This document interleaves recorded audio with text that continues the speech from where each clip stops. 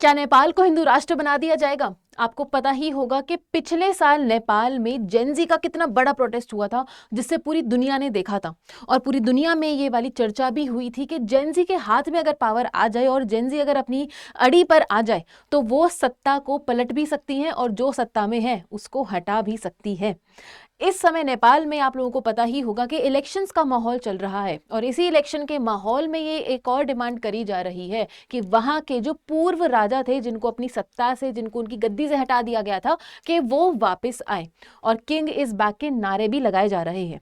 क्या है इन राजा का, इनको अगर वापस से पावर में आना है, इनका प्रपोजल क्या है? ये अपने देश के लोगों को, अपने नेपाल के लोगों को, नेपाली लोगों को एक क्या ऑफर कर रहे हैं, उनको उनके साथ में क्या वादे कर रहे हैं ये कि अगर मैं सत्ता में आऊंगा, अगर मैं पावर में आऊंगा तो मैं आप लोगों के लिए ये सब चीजें करने वाला हूं। और इस सब चीजों से हिंदू राष्ट्र का क्या लेना देना है? आज के इस वीडियो में हम इसी बात को डिस्कस करने वाले हैं कि नेपाल में इलेक्शंस के बारे में जो भी चर्चा में जो भी मुद्दा चल रहा है वो आखिर है क्या। तो hello everyone and a very welcome back to my channel facts with Ishita. आज के इस वीडियो में हम डिस्कस करेंगे ये जो आप करंट इशू यहाँ पर देख सकते हो कि क्या नेपाल को हिंदू राष्ट्र बनाया जाएगा। नेपाल में अगर आप लोग ये इस बात को समझने की कोशिश करो, अगर नेपाल को हिंदू राष्ट्र बना दिया जाता है तो इंडिया के लिए ये एक बहुत बड़ा मोटिवेशन का काम करेगा, क्योंकि इंडिया में भी बार बार टाइम एंड अगेन इस डिबेट को उठाया जाता है, इस डिबेट को उठाया जाता है कि इंडिया को भी एक हिंदू राष्ट्र बनाया जाए। अगर हम प्रीवियस टाइम की बात करें, क्योंकि अगर हमें प्रेजेंट समझना है और फ्यूचर के बारे में हमें आइडिया लगाना है तो हमें पास्ट तो समझना ही पड़ेगा। पास्ट में अगर आप यहाँ पे देखो तो नेपाल में पहले से चलती आ रही थी 239 ईयर ओल्ड मोनार्की सिस्टम, जिसको 2008 में अबॉलिश कर दिया गया, 2008 में इसको खत्म कर दिया गया। और अगर रीसेंट इलेक्शंस की अगर हम बात करें, जेनजी प्रोटेस्ट के बाद में जो रीसेंट इलेक्शंस चल रहे हैं, वहां पे नारे लगाए जा रहे हैं कि किंग को वापस लाया जाए और जो मोनार्की है उसको बनाया जाए कॉन्स्टिट्यूशनल मोनार्की। तो can the monarchy make a political comeback? सवाल सबसे बड़ा यहाँ पर ये खड़ा होता है कि क्या जो मोनार्की आएगी, उसको कॉन्स्टिट्यूशनल मोनार्की जब बनाया जाएगा तो क्या वो असलियत में पावर में आके उस पावर को विदहेल्ड भी कर सकती है? क्योंकि अगर हम प्रीवियस बात के बारे में बात करें तो 14 सरकारें आई और 9 प्राइम मिनिस्टर आए जब से 2008 में ये जो वहां के किंग थे उनको ओवरथ्रो किया गया था। तो तब से 14 सरकारें आई, 9 प्राइम मिनिस्टर आए, बट असलियत में हमें एंड में देखने को क्या मिला? उन सरकारों के द्वारा भी काफी ज्यादा करप्शन, काफी ज्यादा घोटाले किए गए, जिसके चलते जेनजी प्रोटेस्ट हुआ। जेनजी ने आरोप लगाए कि ये जो भी लोग अभी पावर में है, जिन भी लोगों के पास में पावर है, वो लोग अपनी पावर का अब्यूज कर रहे हैं। उनके बच्चे जो है वो फॉरेन कंट्रीज में लैविश लाइफस्टाइल जी रहे हैं, अच्छी लाइफस्टाइल के साथ पढ़ रहे हैं एंड एटसेट्रा। तो इसी चीज के चलते आपका प्रोटेस्ट हुआ और प्रोटेस्ट के बाद में उस पावर को, जिसको इन्होंने किंग को ओवरथ्रो करके जिसको पावर में लेकर आए थे पॉलिटिकली, जिसको इलेक्ट किया था इन्होंने, उसको भी वहां से हटा दिया गया। तो अब हमें देखना है कि क्या वापस से हम उस राजा के रूल में जाने वाले हैं क्या नेपाल में। आप यहाँ पे देख सकते हो कि राष्ट्रीय प्रजातंत्र पार्टी यानी कि आरपीपी पार्टी, जिसने 14 सीट जीती थी 275 सीट्स में से 2022 के इलेक्शन में।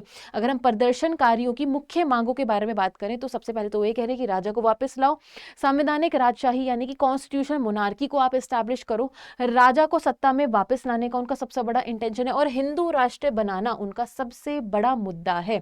वर्तमान की अगर हम बात करें तो नेपाल एक सेक्युलर स्टेट है, सेक्युलर कंट्री है।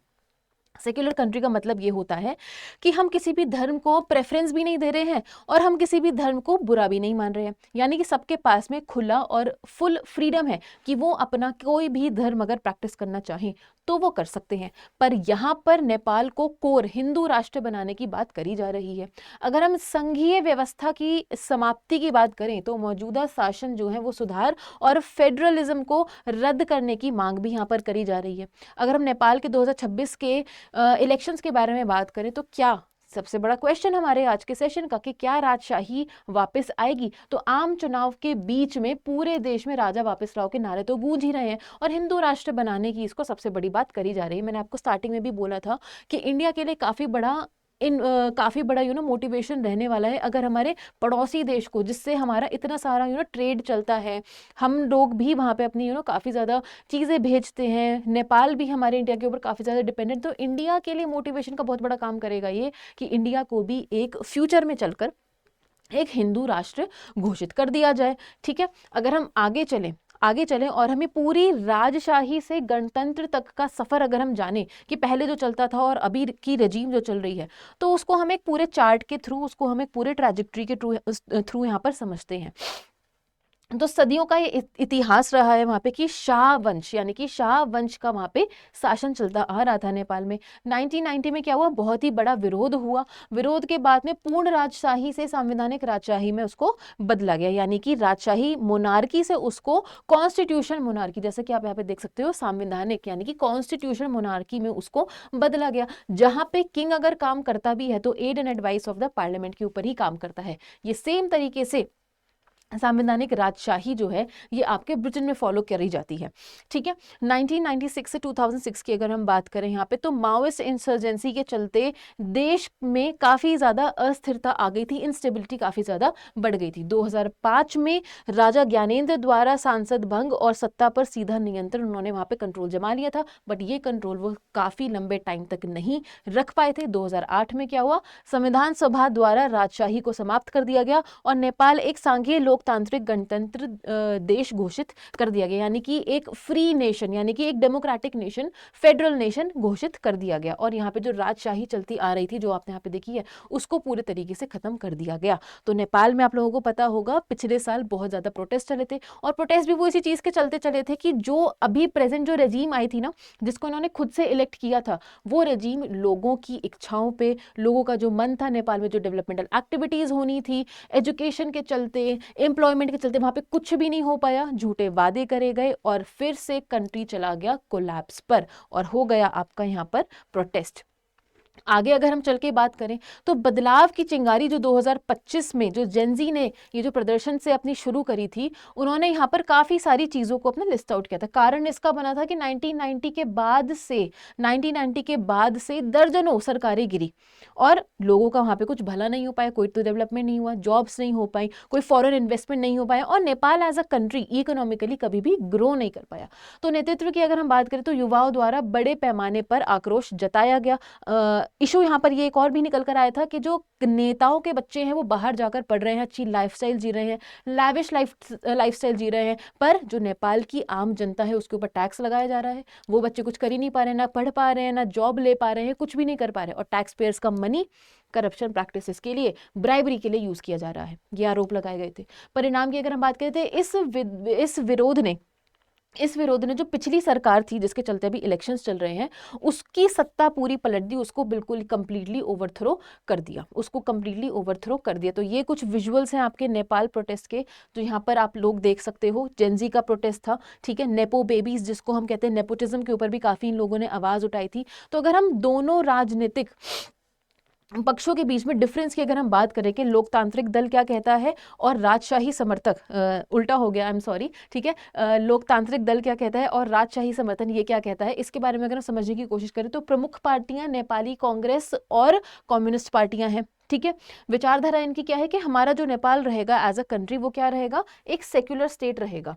वो क्या रहेगा, एक सेक्युलर स्टेट रहेगा। बट अगर हम दूसरी बात करें राजशाही समर्थक के बारे में बात करें तो आरपीपी पार्टी जो है उसकी विचारधारा ये है कि नेपाल क्या बने, नेपाल बने संवैधानिक राजशाही यानी कि कॉन्स्टिट्यूशन मोनार्की, और साथ ही में नेपाल को बना दिया जाए हिंदू राष्ट्र। ये सबसे बड़ी मांग करी जा रही है। तो दोस्तों आप लोगों का क्या कहना है इस पूरे हिंदू राष्ट्र के बारे में? क्या नेपाल को हिंदू राष्ट्र बनना चाहिए, नहीं बनना चाहिए, और इससे इंडिया को क्या इंस्पिरेशन लेनी चाहिए? मुझे नीचे जरा कॉमेंट सेक्शन में आप लोग जरूर बताओ। बट अभी हम बाधाओं को डिस्कस करते हैं कि क्या ये जो राजा को वापस लाने की जो डिमांड करी जा रही है, इससे बाधाएं क्या निकल कर आ रही हैं, संवैधानिक बाधाएं क्या निकल कर आ रही हैं कि नेपाल का संविधान इससे एक संघीय लोकतांत्रिक गणतंत्र मानता है। ठीक है, दूसरा सीमित चुनावी समर्थन। आरपीपी अभी भी नेपाल की कांग्रेस जैसी प्रमुख पार्टियों के जितना ताकतवर नहीं है, और उसकी तुलना में थोड़ा सा कमजोर है। ठीक है, छोटी ताकत है, थोड़ा सा कमजोर है। अगर हम उम्मीदवारों की कमी की बात करें तो पूर्व राजा ज्ञानेंद्र स्वयं चुनाव में उम्मीदवार नहीं है। तो जो पूर्व राजा थे वो खुद से इलेक्शंस में इस टाइम पे खड़े नहीं हो रहे हैं, अपने रिप्रेजेंटेटिव्स को वहां पर खड़ा कर रहे हैं। ठीक है, तो दोस्तों आई होप आप लोगों को आज के इस सेशन में आज के सेशन में आप लोगों को अच्छे से समझ में आया होगा कि ये पूरा मुद्दा आखिर है क्या। ये जो नेपाल में पूरा इशू चल रहा है इलेक्शंस के चलते, अब तो देखना हमें ये होगा कि इलेक्शन में फाइनल रिजल्ट क्या निकल कर आता है। बट आप लोग अपनी सच में मुझे कमेंट सेक्शन में राय बताइए कि क्या नेपाल को एक हिंदू राष्ट्र घोषित किया जाना चाहिए या नहीं, और इंडिया इससे क्या इंस्पिरेशन ले सकता है। आई होप आप लोगों को आज का ये पूरा वीडियो समझ में आया होगा और नेपाल के जो कोर इशूज़ हैं उसके बारे में भी समझ में आया होगा। और जेनजी के पास में अगर पावर आ जाए, जेनजी को अगर खुली छूट दे दी जाए अपनी पावर को एक्सरसाइज करने की, तो वो सत्ता किस तरीके से बदल सकते हैं। इलेक्शंस भी हो रहे हैं और एक नई रजीम की शुरुआत कर सकते हैं। तो आई होप आप लोगों को वीडियो अच्छा लगा होगा। And that was it for this session students. Thank you so much everyone for watching. This was me Ishita. Take care and bye bye and I will see you in the next one. और जुड़े रहिए मेरे साथ, यानी कि facts with Ishita. And don't forget to like, share and subscribe to my channel.